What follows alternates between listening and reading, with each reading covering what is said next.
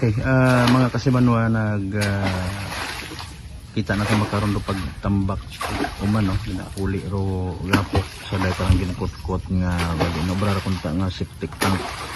Unfortunately ay dekarabi nasugid nga nahuwog ro itong dagon nga lalaki mga kasimanwa ag nagumos inbawian gidit anang huga mga kabuhi mga kasimanwa. Kita nga nato actually makaragan butangan gali rait kandila.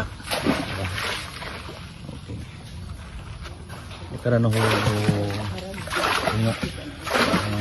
mga kasiman ito kita halin actually sa bagay ito nga nagumos ito banda no gaginarespitar bat anaton to nga desisyon nga di anay magtauit nga statement ginrito kita actually sa di karang-arang ako tag-iya kunta it bagay nga rang ginaobra unfortunately wa man yan kuno iya makaron pero rong desisyon hay ginpatabunan lat dahil ka nang ginaobrang septic tank.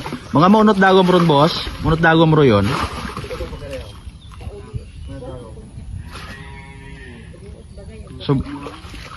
Sobra sang kapala. Okay. Pilang adlaw ninyong kutkot do yun nga?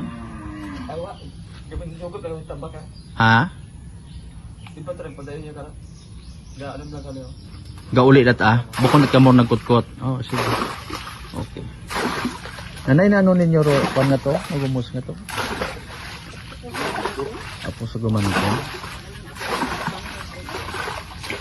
Ito naman ka mo yan. Pwede ka mo ma-interview namon? Huwag ka sayod yun. Sige. Okay. Oo. Sige na. So gintan na ulang man ninyo makaroon iyaro ko ng kabuuan.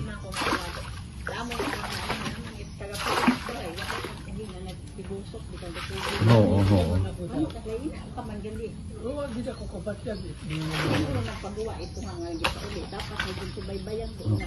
Babi it klase kahapon mga kasimanwa sa bilog sa pamilya kay na or angkol na istorya naton initially no nagakwan man yan nga mayad pa ngani man ako may klase kahapon dahil sa eskwelahan ta kunta ro unga nga ra galing ay harat ngani nasugid niya mo man yan ko ng mga unga di karangan naga ilinagto galing ay harangani wa tabi it abang di kara ag sobre wa man kara side ginaton no wa kara man it na ila nga may madisgrasya di karangara ano mga kasimanwa galing haron ana abi may batyag naton actually rong pasubo pamilya pisar nga gin baton kita kay ina pasugod kita sa nga bali compound man ano sang ka pamilya man hagos ro naga-start di karon mga kasimanwa but for now hay sakit pa sa buot ro natabo that's why hay wa it nagapresentar gid abi nga mag atubang katon for interview pero dai karang insidente ay as per information naka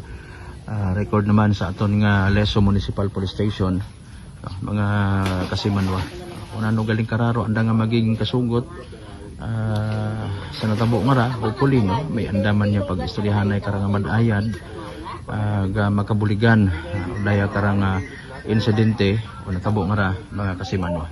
Direkta na nga nag-report sa area with kasimanwang Jerome Lastimosa para sa patas ag may tagipuso niya pagpanerbisyo publiko sa gyapon ako si kasimanwang Malbert Kaliday number 107.7 Energy FM Kalibo kasimanwa ko palangga 107.7 Energy FM Kalibo.